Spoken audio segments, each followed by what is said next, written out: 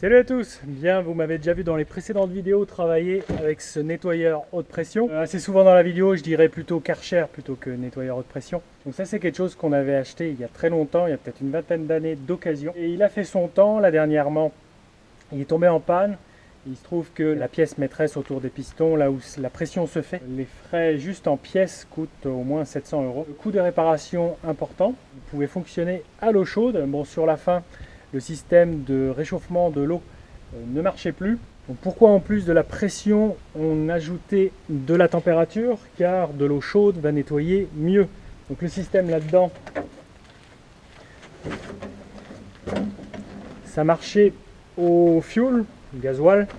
Donc ça, c'est une espèce de cheminée dans laquelle circulait l'eau qui était chauffée par la combustion du fioul.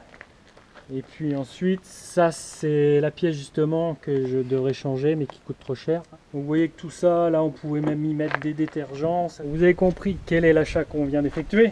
C'est un engin de 1988. Voilà. Là ici on a une autre plaque. Puis on voit aussi ses caractéristiques, 140 bars. Et sur l'autre plaque il y a aussi marqué 200 bars. 200 bars ici, et puis c'est écrit en allemand, je comprends pas très bien. C'est quand même un engin qui poussait et qui avait de la pression. Bon, voilà, son temps est passé. On va mettre ça à l'abri.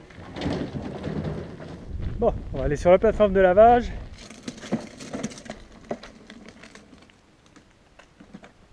Donc vous voyez qu'il est quand même beaucoup plus compact, beaucoup plus léger, on peut facilement le charger dans un véhicule. Donc tout ça pourquoi? Car les caractéristiques ne sont pas les mêmes. Celui-là, il ne va pas chauffer l'eau. C'est pas vraiment nécessaire. C'est vrai que c'est un surcoût important. Et donc l'eau chaude, on n'a pas vraiment l'utilité. C'est vrai, lorsque je nettoie le matériel, c'est surtout de la terre. Je vais arriver à l'enlever facilement. On ne va pas avoir des remorques pleines de fumier, séchées, qui ont besoin vraiment d'une force importante et d'une chaleur. On s'est tourné vers quelque chose de basique, mais de professionnel quand même. Karcher professionnel. Avec toujours autant de pression, c'est quelque chose qui fait 180 bars, sans eau chaude et très compact. Allez, on va brancher tout ça. Alors là, on a l'électricité. Alors, est-ce que vous voyez, la prise elle est importante? C'est du triphasé, donc c'est du 380. Et ce que je vois, c'est que là, il y a beaucoup de broches. Là, il y a 5 broches. Là, j'en ai que 4.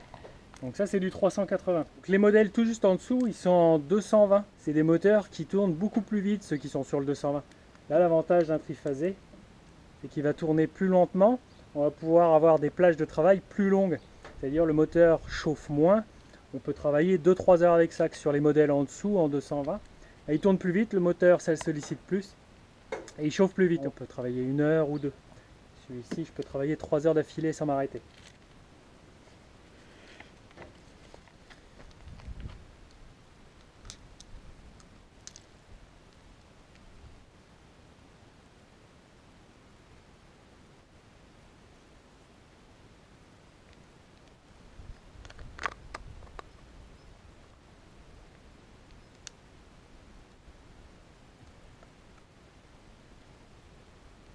Bien, mon électricité est prête, je le brancherai après. La lance, la poignée. Ensuite, tout ça c'est enroulé ici.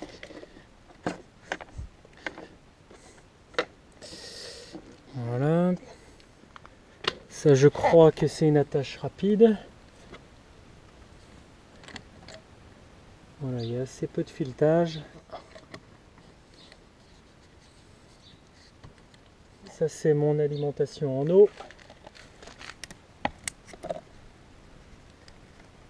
Voilà, ça c'est clipsé. Je crois qu'il y a un petit tamis ici aussi qu'on peut regarder. Voilà, ça c'est à nettoyer de temps en temps. C'est pour donc capter les impuretés.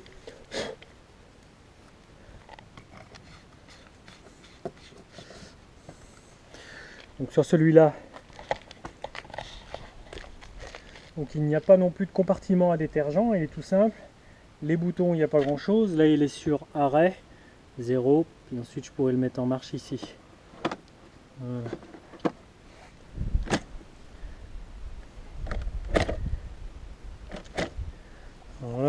et se clipse bien. Donc, lorsqu'elle va fonctionner, je peux régler la pression, la puissance du jet avec ça. Il y a des petits plus, un petit moins. Je pense qu'il faut appuyer ici pour pouvoir appuyer là. Ah non, là c'est verrouillé donc je peux pas. Voilà. Je crois qu'ils me l'ont monté avec la rotabuse. Donc la buse, c'est ça, elle est même située ici. Je crois que ça c'est celle qui est rotative, donc plus efficace. Ils m'ont mis aussi l'autre qui est là. Donc ça doit être un jet simple. Ça, la rotabuse, il paraît sur le papier que c'est 10 fois plus efficace. Ça va être un jet pointu et qui va tourner comme ça, je crois, à 4000 tours minute. Ça va faire un cercle.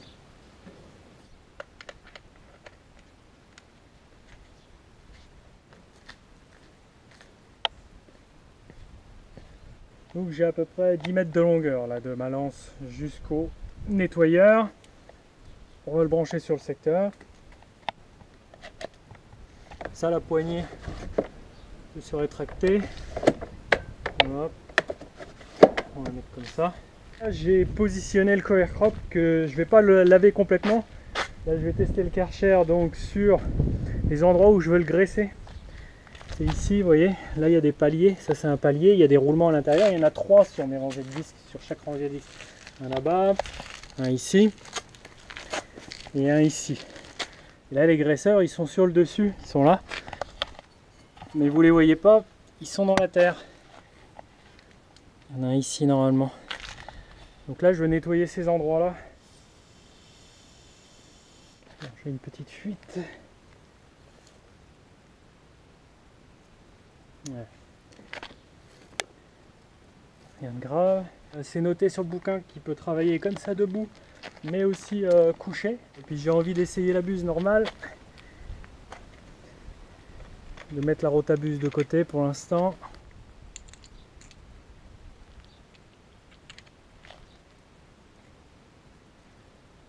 Voilà.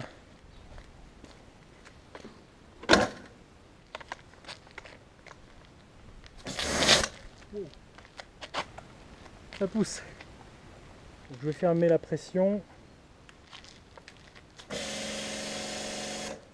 Okay. Ici je fais vers le plus.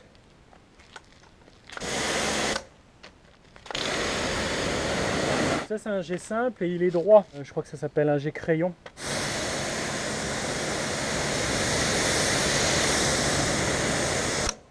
Et la rotabuse, je vais vous faire voir ça après.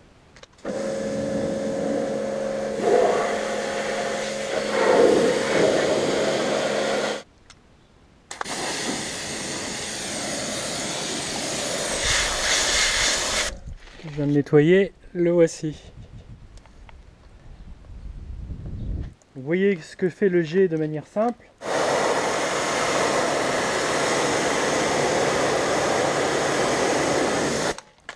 Puis on va mettre la rotabuse.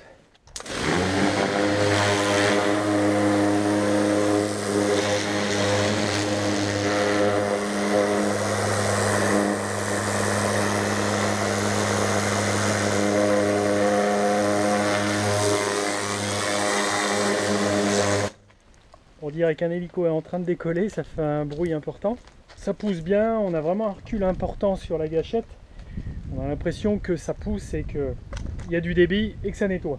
Donc c'est un HD 8-18. Donc HD 8, le 8 pour le débit, 800 litres par heure, et 18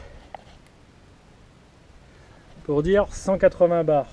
Donc il y a la HD 6, le HD 7, HD 6 16, HD 6 18 j'imagine. Donc après voilà, c'est le meilleur compromis que j'ai trouvé. Ça c'est quelque chose que l'on trouve en fonction des magasins sur internet ou en magasin physique entre 1200, 1300, 1400 euros. TTC.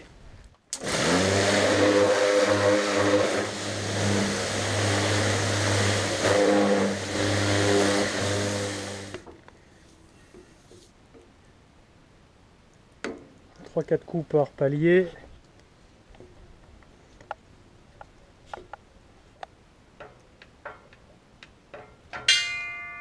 On profite tant qu'il est là de graisser aussi tous les autres graisseurs en dehors des rangées de disques et des paliers. Il y a beaucoup de graisseurs sur cet outil.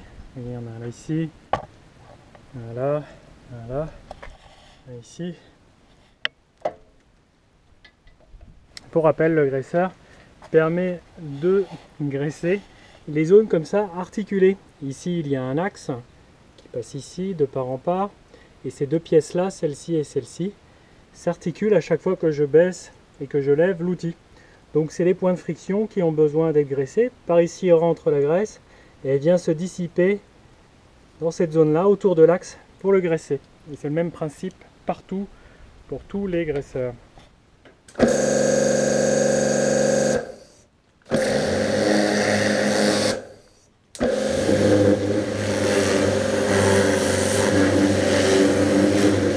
C'est vrai que ça fait du bruit. Et là, il est mentionné dessus que il va faire 91 décibels, ce qui est pas mal.